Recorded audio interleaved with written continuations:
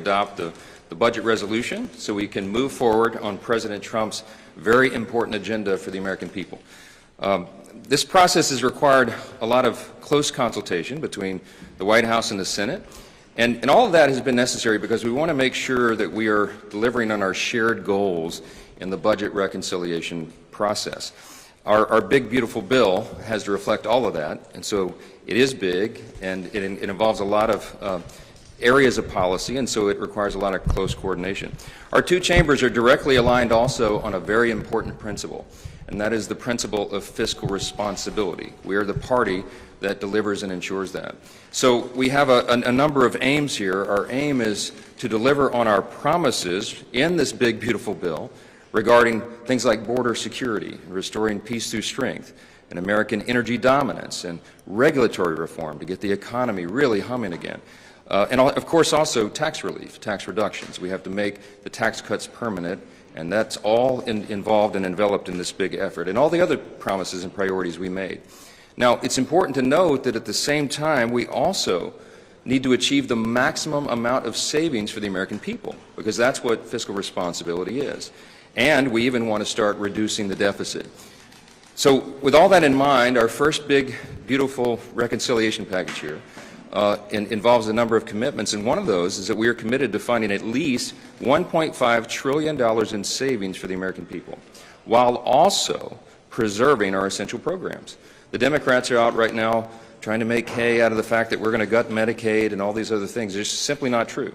We're going to protect the essential programs for everybody who's eligible to receive those, and you'll see that reflected in the final bill. But I think it's very important for us to note that we'll be looking for $1.5 trillion in savings, and I can tell you that many of us are going to aim much higher and find those savings because we believe they are there. We want to make government more efficient, effective, and leaner for the American people, and I think that will serve every American of every party, and we're happy to do that.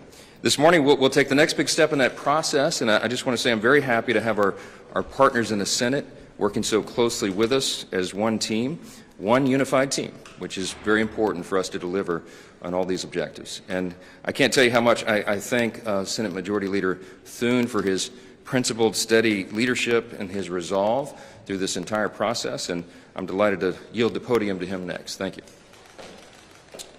Thank you, Mr. Speaker, and good morning. A lot of work been going on here the last few days, but what I can tell you is that I think, as you know, last week that there were 51 Senate Republicans that passed a budget resolution that seeks to accomplish all the things that the Speaker outlined. We are all aligned on the need to make the 2017 Trump tax cuts permanent, to restore American energy dominance, to grow our economy, and to make a generational investment in our border security, and also make sure that we are ready militarily to deal with any of the threats that the country faces around the world.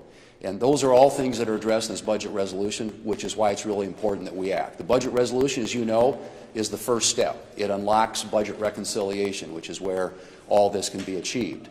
But one of the principal objectives in our budget resolution and in the House's, as outlined by the Speaker, is spending cuts. We have got to do something to get the country on a more sustainable fiscal path, and that entails us taking a hard scrub of our government, figuring out where we can find those savings. And our ambition in the Senate is we are aligned with the House in terms of what their budget resolution outlined in terms of savings. The Speaker's talked about $1.5 trillion. We have a lot of United States senators who believe that is a minimum. And we're certainly going to do everything we can to be as aggressive as possible to see that we are serious about the matter, not only of making our federal government more fiscally sustainable, but also deficit reduction, which is critical to a lot of our members in the Senate, and I know to his members in the House. So we're ready to move forward. I'm hoping that the Speaker and his team and his House colleagues can succeed today, get the budget resolution passed, and that will set us up for the next step in this process, which enables us to achieve all the things on President Trump's agenda, including those I just outlined. But absolutely essential that we work really, really hard to see what we can do to make government smaller, more efficient, and more accountable to the American taxpayer. Thank you. Thanks so much. Thanks. Find the cuts. How did you make this case? Thank you, guys.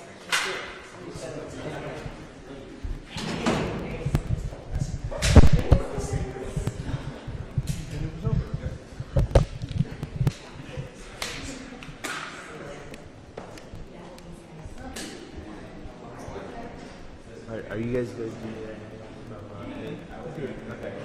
See you.